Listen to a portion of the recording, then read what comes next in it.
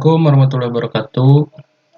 Pada uploadan mingguan video pembelajaran kali ini, saya akan membahas suatu artikel dengan judul 7 cara bekerja secara efektif dan efisien. Nah, dalam kehidupan sehari-hari, kita sebagai karyawan harus bekerja secara efisien. Dengan bekerja secara efisien, maka kita akan mendapatkan hasil yang efisien pula. Nah, berikut ini ada 7 cara yang bisa kita semua ikuti untuk bisa bekerja secara efektif dan efisien. Yang pertama, membuat prioritas kerja.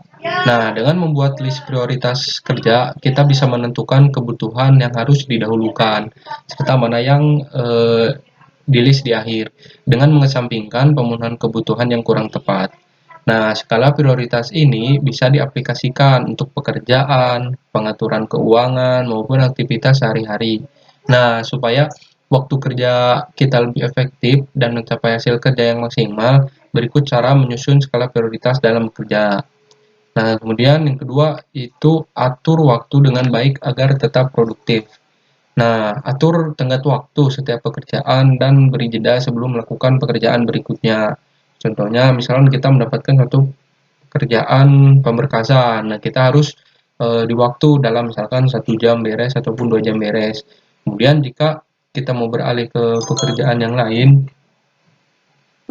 itu harus ada jeda, memberikan diri kita beristirahat terlebih dahulu. Nah, jeda ini bertujuan untuk memberi diri kita kesempatan melakukan evaluasi apakah pekerjaan yang telah kita lakukan sebelumnya sudah sesuai dengan arahan dan tujuan ataupun harus direvisi kembali.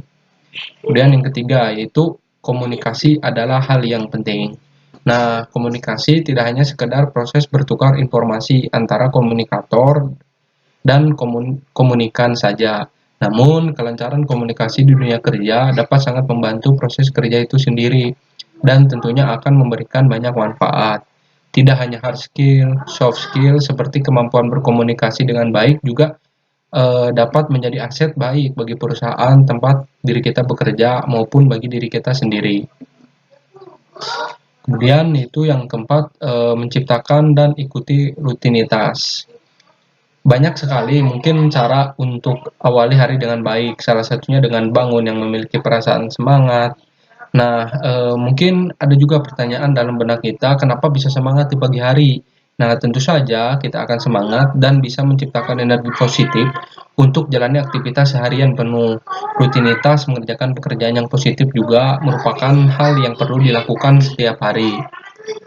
Kemudian yang kelima yaitu menyingkirkan gangguan. Nah, tidak fokus dalam bekerja sehingga membuat pekerjaan tidak produktif ternyata bisa timbul akibat adanya gangguan yang berasal dari luar. Kita yang tidak bisa mengatasi gangguan tersebut biasanya akan membuat pekerjaan menjadi terbengkalai ataupun mangkrak. Nah, agar bisa produktif kembali, maka gangguan-gangguan yang menyebabkan gagal fokus tersebut harus dikurangi. Misalnya, dalam meja kerja kita terdapat banyak barang-barang yang dapat memecahkan fokus kita. Nah, itu harus kita singkirkan supaya kita dapat fokus mengerjakan pekerjaan dengan selesai. Kemudian yang keenam yaitu mengelola stres. Nah, untuk tidak fokus dalam bekerja sehingga membuat pekerjaan tidak produktif, ternyata bisa timbul akibat adanya gangguan yang berasal dari luar. Nah, bagi kalian yang tidak bisa mengatasi gangguan tersebut, biasanya akan membuat pekerjaan terbengkalai agar bisa produktif kembali dan bekerja yang efektif dan efisien. Sebetulnya dari 7 cara berikut banyak hal-hal lain juga yang dapat mempengaruhi produktivitas serta efisiensi kerja kita. Itu tergantung dari kitanya juga mau sebagaimana untuk membagi fokus kita terhadap pekerjaan-pekerjaan yang telah kita jadi tanggung jawab diri kita sehingga pekerjaan tersebut bisa beres sesuai dengan tenggat waktu serta dengan hasil yang sangat memuaskan pastinya.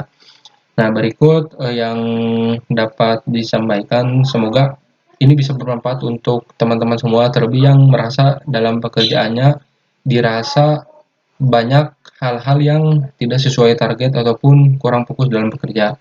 Terima kasih. Wassalamualaikum warahmatullahi wabarakatuh.